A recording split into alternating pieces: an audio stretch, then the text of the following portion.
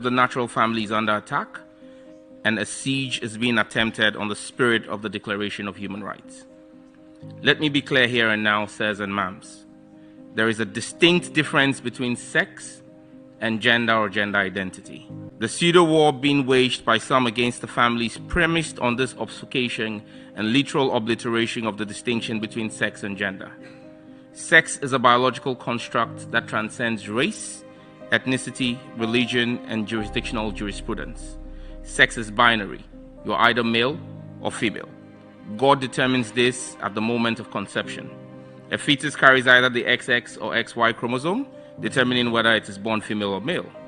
From my beloved Ningo-Prampram constituency in Accra, Ghana, to New York, and Rio de Janeiro to Madrid or Delhi to Perth, the interpretation of XY and XX is constant.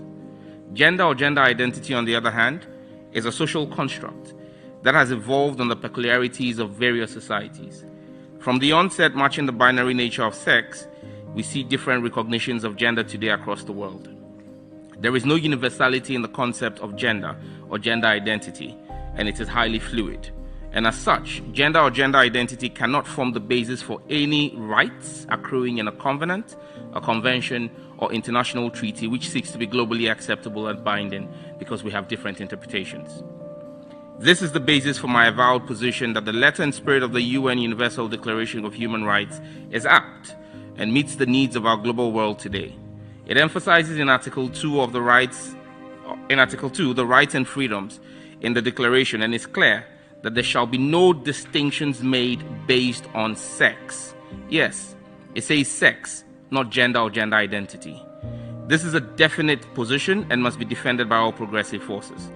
The UDHR in Article 16.1 makes yet another actual position that I cherish and implore all of us to hold fast and dear. That the right to marry and found a family shall be between men and women of full age, without prejudice to their race, nationality, or religion. Yes, it says men and women, not men and men or women and women. Yet again, this is another reinforcement of the principle of sex and not gender. As a proud African, Article 2 of our African Charter on Human and People's Rights also echoes the principles of enjoyment of rights without prejudice to sex and not gender. As Africans, the role of the family is cardinal to our society and its well-being. To reinforce this, Article 18 of the African Charter recognizes the family as society's natural unit and basis.